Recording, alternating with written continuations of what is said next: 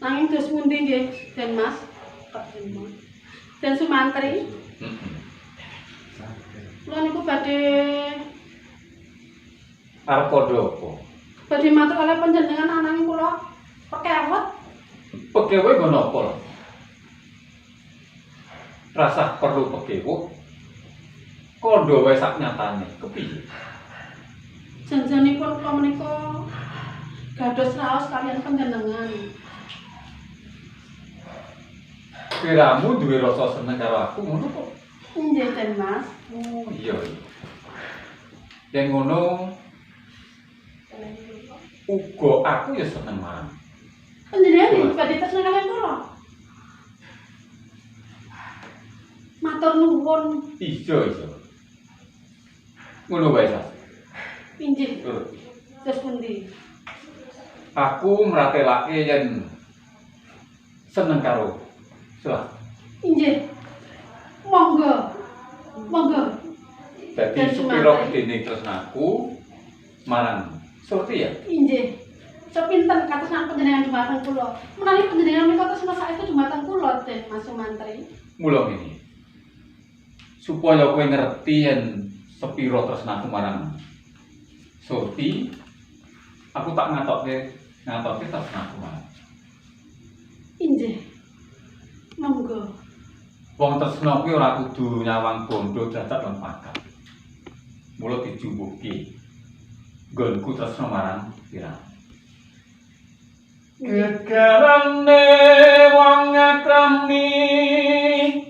Gegarane wong akrami. Iya. Injih, harus. Tutu bondo tutu rupa. Dudu bondo dudu rupa, Den Mas. Tutu bondo tutu rupa. Hemong ati pawi tane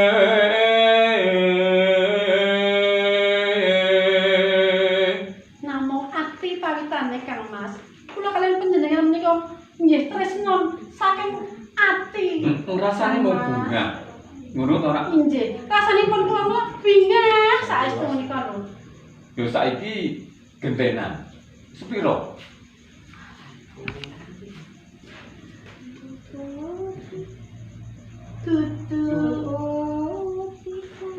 Luput pisan kena pisan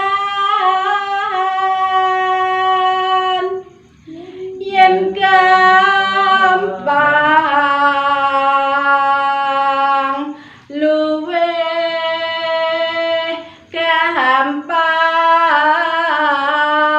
gampang monggo panjenengan Den Mas. Yen angel-angel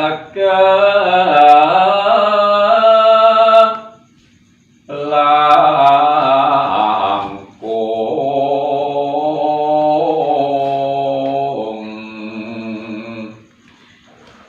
Tan kenoti numbas arta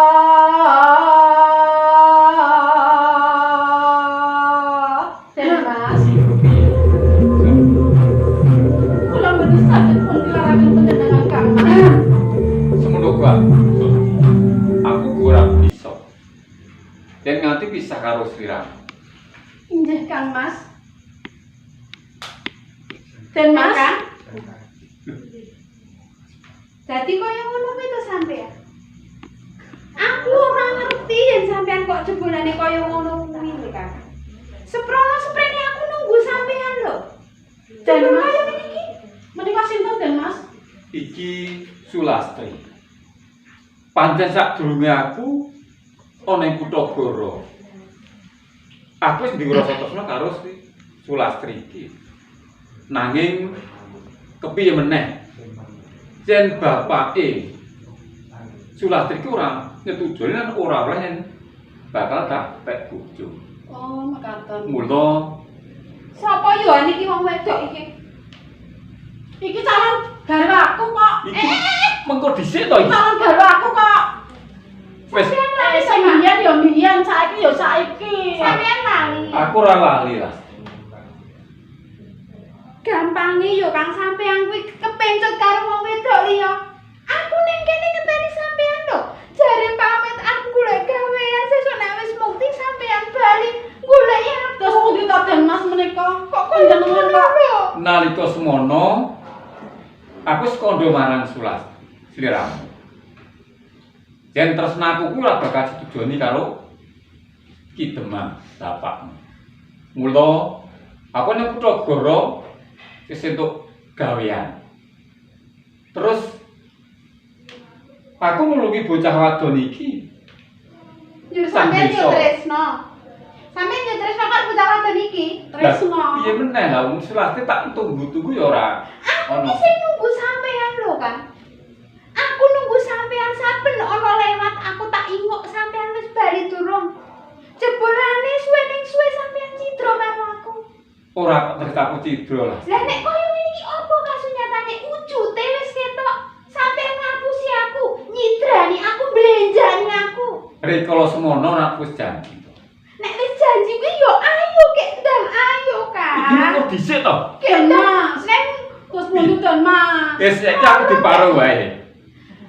Bangane padha rebutan karo kabeh. bapak yen saiki sampean wis cekel gawean, Iya, saiki iya. sampean wis dadi wong mukti, sampean bisa sesandian urip bareng karo aku lho Kang. Aku ki ngenteni pirang-pirang sasi, Mengko pirang-pirang dhisik to. taun. Iki atiku malah bingung. Ojo bingung sampean karo aku. Wong tuane jenengan kan ora setuju kalian Den Mas. Lho, kan ora setuju wong tuamu. Mengko dhisik to Lastri.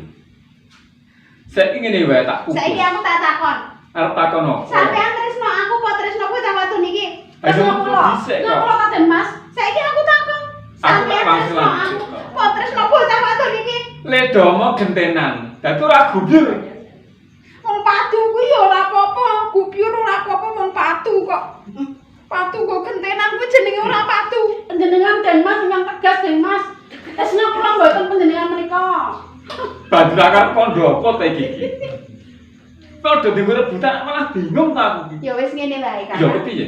Sampean saiki tak takon, pisan meneh. Sampean tresno aku apa tresno bocah wadon? Tresno kula.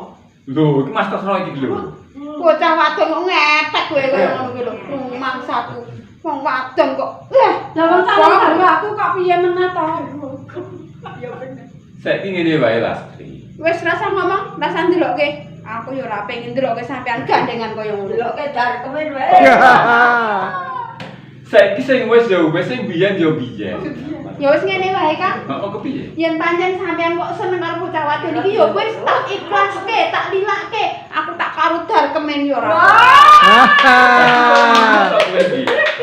Golekane. Ora sida karo aku. Pacane men dadi bagus ya iso. Wis ngono kan terusno. Saiki yo biyen karang kan biyen yo pasanganku. Aku pamit ana ing kutha Korea untuk dagang. Terus aku nulungi kowe. Saiki ayo. Bali nang desa. Yen. Yen kula Den Mas.